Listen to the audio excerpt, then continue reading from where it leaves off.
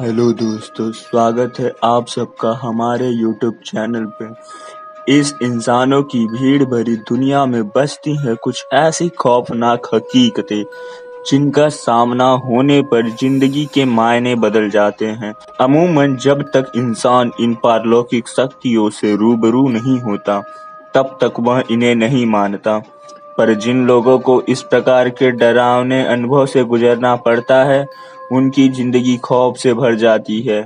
आइए जानते हैं एक ऐसी ही सच्ची और डरावनी घटना के बारे में। रामनगर के एक स्कूल में रमेश नाम का शिक्षक पढ़ाता था। वह वहाँ के बच्चों के बीच में काफी लोकप्रिय था। स्कूल में पढ़ाने के बाद वह बच्चों को अपने घर पर ट्यूशन भी पढ़ाता था।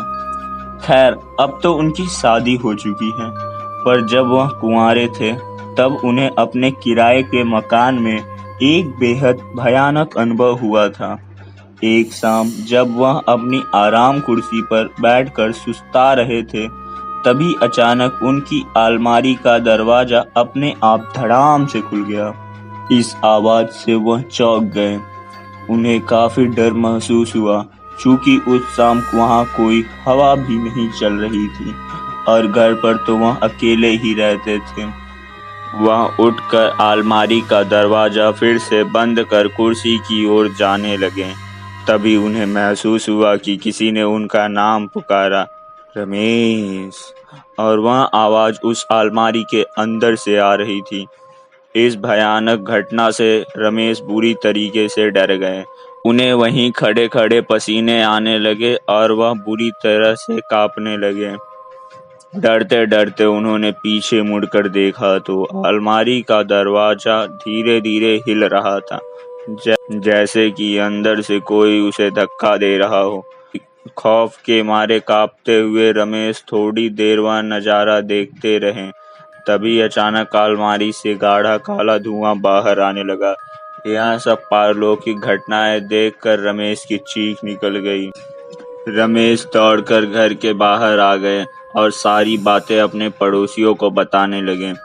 अनंत के पड़ोसी उनके साथ जब घर में दाखिल हुए और उन्होंने वह सब नजारा देखा तो उनके भी होश उड़ गए। कमरे की छत पूरी तरीके से काली पड़ चुकी थी। अलमारी के दोनों दरवाजे उखड़े हुए थे और सारा सामान नीचे जमीन पर बिखरा हुआ था। लोग कुछ समझ पाते इससे पहले ही वहां रखी अलमारी धड़ाम से जमीन पे गिर पड़ी। रमेश के साथ साथ अब सभी लोग इस भूतहा अनुभव से घबरा गए और बाहर की तरफ भागे। कुछ लोगों को भागते हुए एक चीख सुनाई दी, पर किसी ने मुड़कर पीछे देखने की हिम्मत नहीं की।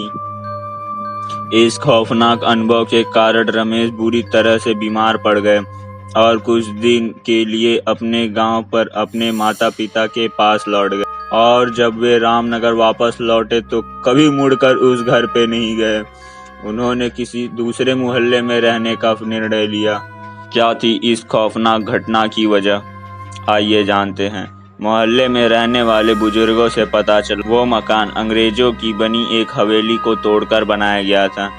कहते हैं कि उस हवेली का मालिक बहुत ही क्रूर इंसान था और एक बार उसने अपने नौकर को जलाकर मार डाला था और उसकी अधजली लाश को उस अलमारी में छिपा दिया था।